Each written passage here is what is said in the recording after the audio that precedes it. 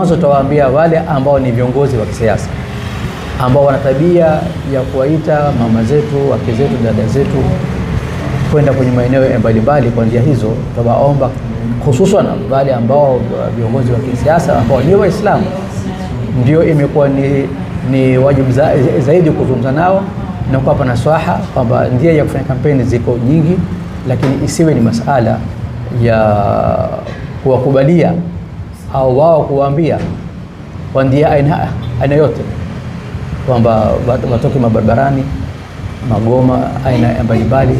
Hii nafikiri ni njia ambayo tutakuwa tumuudhi Allah Subhanahu wa Ta'ala.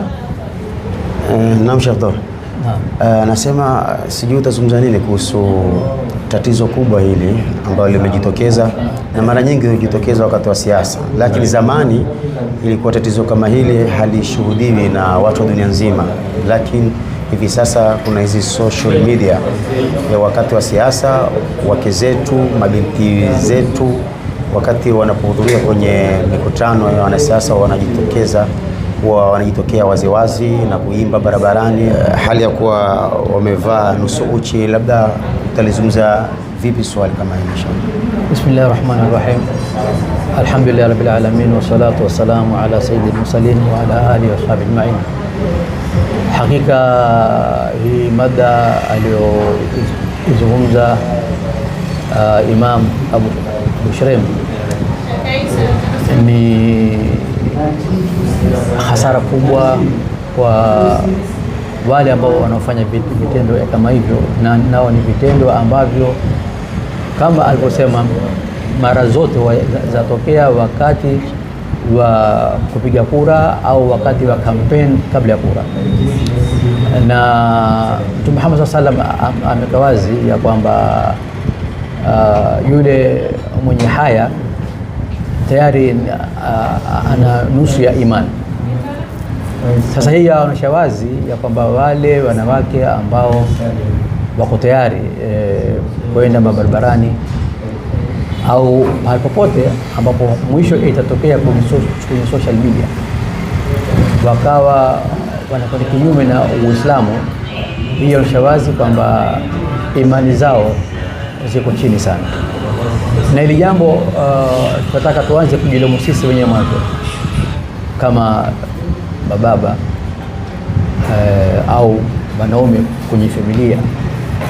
Pale tukwambiwa ar-rijalu qawwamuna 'ala an-nisaa, ni masala kwa kila jambo kwamba wewe na mimi lazima tuhakikishe kwamba wake zetu, watoto wetu wa kike, mama zetu waweze ikiwa masala ya kwenda kupiga kura, watu wote waenda kupiga kura, na hata hao wengine ambao pia ni wanawake, na wako Waislamu wengi ambao ni wanawake na ambao wenyewe wataka kwenda kupiga kura, huenda kupiga kura, lakini kuna heshima, kuna kivazi cha adabu, na wana hakika ya kwamba hafanyi jambo lote kinyume na mafundisho ya Mtume Muhammad sallallahu alaihi wasallam au iwe litamudhi Allah subhanahu wa ta'ala.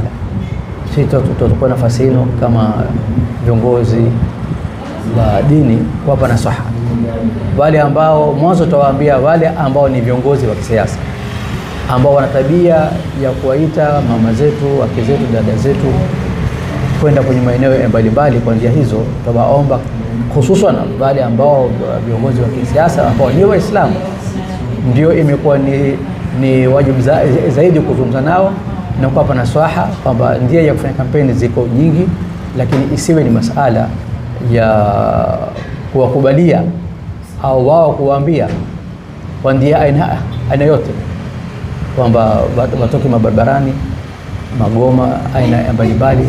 Hii nafikiri ni njia ambayo tutakuwa tumuudhi Allah Subhanahu wa Ta'ala, na adhabu ikija takatujue na tuwakumbushana, adhabu ikija haiji kwa wale tu waloteza magoma barabarani.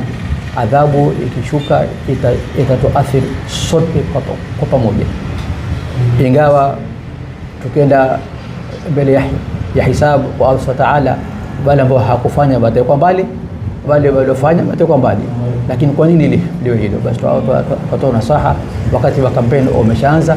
Kwa sani zetu mama zetu, wake zetu, dada zetu, watoto wetu wa kike.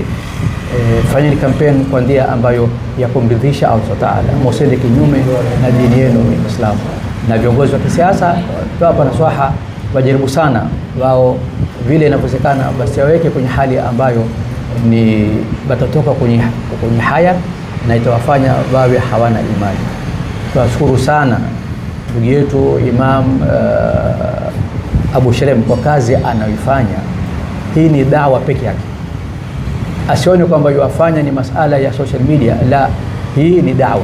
Dawa ni nini? Dawa ni kuwafahamisha watu, ni kualika watu, kuwapeleka kwenye ndia ya sawa, ndia ya dini, na kuwaepusha ndia ambayo si sawa.